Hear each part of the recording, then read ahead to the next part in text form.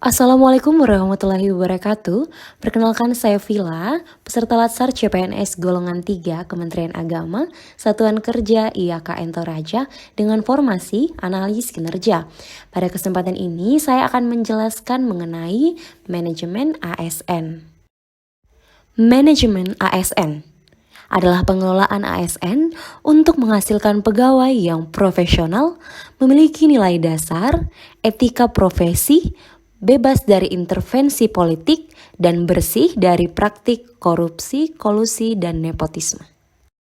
Kedudukan ASN. Berdasarkan Undang-Undang Nomor 5 Tahun 2014, pegawai negeri sipil ialah warga negara Indonesia yang memenuhi syarat tertentu diangkat sebagai pegawai ASN secara tetap oleh pejabat pembina kepegawaian untuk menduduki jabatan pemerintahan dan memiliki nomor induk pegawai secara nasional.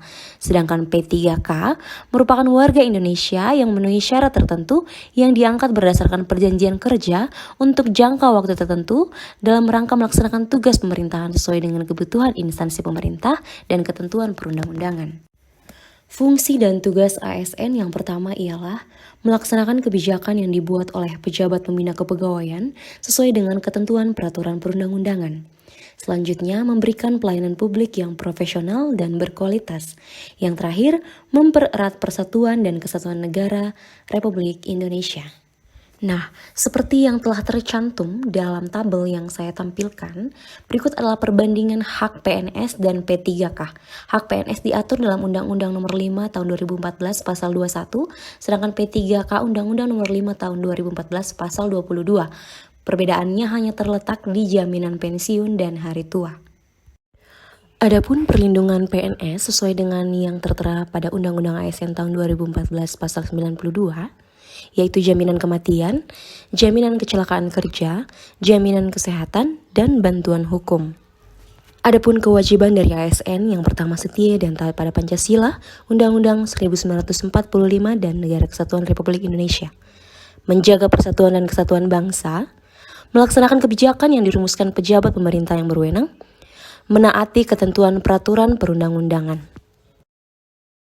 Melaksanakan tugas kedinasan dengan penuh pengabdian, kesadaran, dan tanggung jawab, menunjukkan integritas keteladanan dalam sikap dan ucapan kepada setiap orang, menyimpan rahasia jabatan, dan hanya dapat mengemukakan sesuai dengan ketentuan peraturan perundang-undangan, dan bersedia ditempatkan di seluruh wilayah negara kesatuan Republik Indonesia. Kode etik dan kode perilaku ASN. Melaksanakan tugas dengan jujur, penuh tanggung jawab, dan berintegritas tinggi, melaksanakan tugas dengan cermat, melayani dengan hormat, sopan, dan tanpa tekanan, melaksanakan tugas dari atasan sejauh itu sejalan dengan undang-undang, dan tidak menyalahgunakan informasi internal negara.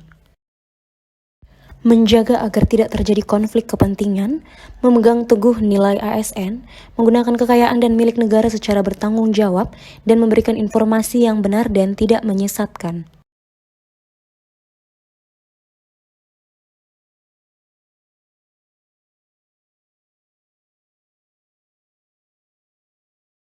Sistem merit yang diatur dalam Undang-Undang Pasal 1 tentang Ketentuan Umum adalah kebijakan dan manajemen ASN yang berdasarkan pada kualifikasi, kompetensi, dan kinerja secara adil dan wajar dengan tanpa membedakan latar belakang politik, ras, warna kulit, agama, asal-usul, jenis kelamin, status pernikahan, umur, atau kondisi kecacatan.